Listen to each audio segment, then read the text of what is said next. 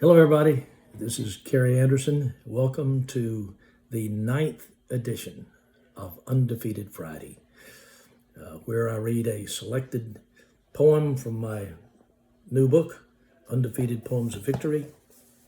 And today's a special day, July the 3rd, the day before July 4th, and the celebration of our 250th birthday as a nation.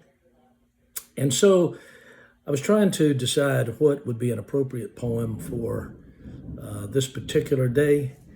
And although I did not write a poem in the book specifically about the revolution or about Independence Day, I do have one that I feel like is very, very appropriate for today. And I've decided to do it on the poem Fear. And so you might be asking yourself, what in the world does that have to do with our 250th anniversary? And I want to answer that question before we get into reading the poem. It was April 30th, 1775, when news of the battles of Lexington and Concord reached the little hamlets of Vermont.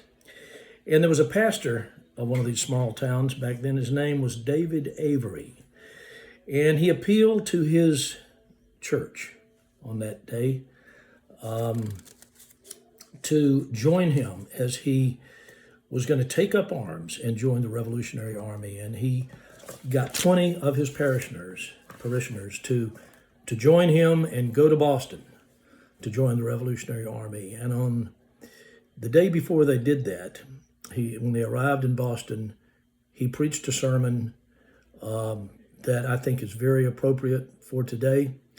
And it had to do with overcoming fear on the part of the Jewish nation as they were returning from years and years in captivity to rebuild the walls of the city around Jerusalem. And his sermon was based on how to overcome that fear in deciding to take up arms. And he quoted Nehemiah 4:14, which says, "Do not be afraid of them. Remember the Lord great and awesome, and fight for your brethren, your sons, your daughters, your wives, and your houses." And I can only tell you that these men that joined him that day were farmers, they were townspeople, and they were not trained in military warfare, and they had to overcome fear in order to have the courage to join him in this new campaign. So today, I want you to listen to this, especially those of you who may be in the middle of dealing with fear about something you're facing. I am the king of failure. The river you have to cross. The wall you have to climb if you want to avoid the loss. I'm the one you can't ignore. I'm the one you always blame. I'm the one who has the power to keep you out of the game. I'm warning you, don't take me too lightly. You think I don't see that frown? Remember, I'm your biggest enemy, and I've always been around. I was there in the beginning when I tripped up Adam and Eve. I was in the rain outside the ark when the masses began to grieve. I was even in those lifeboats when the Titanic dropped out of sight. I was in the basements of London as the bombs fell in the night. So if you think you can ignore me, don't give it another thought. I've buckled the knees of the toughest around, and I'm in every battle that's fought. I think it's time I should tell you how I begin the fight. I start by filling your mind with doubt like wolves that come in the night. That's when it's easiest to get to you.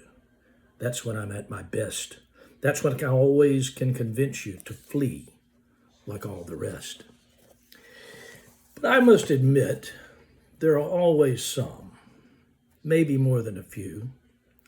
They refuse to give me the time of day, and they seem to always break through. They ignore my slings and arrows.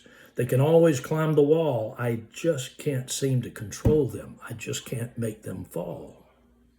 They are the ones I can never forget. The ones who slip away.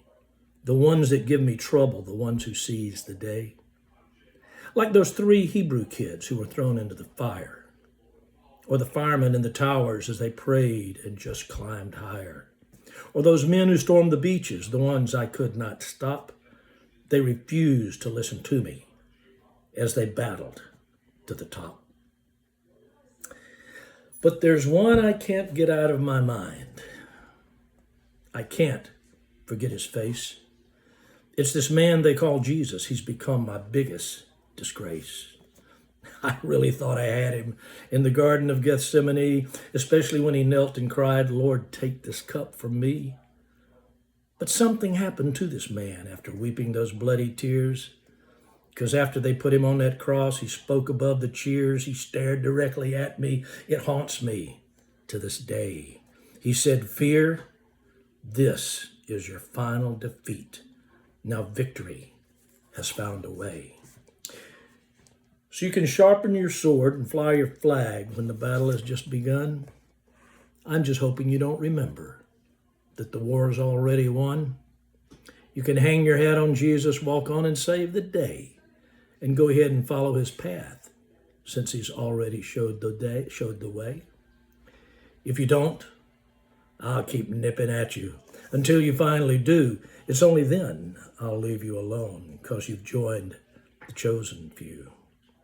And if you find you've done all that, and you just can't chase me away, you're probably just overwhelmed and forgetting that praise will seize the day. So it's really just a choice, you see. You're already one of those few. I need to get on to the others. I'm wasting my time with you. So now that you know fear's been defeated, how about that attitude? If you've done your best and failed the test, just work on your fortitude. And finally, remember this, my friend. If you stumble and lose the day, God's not keeping score. He's just opened the door, and he's making a better way. I hope today, if you're facing something that's causing you great fear, that this little poem might be an encouragement to you. And until next time, until next Friday, stay undefeated, my friend.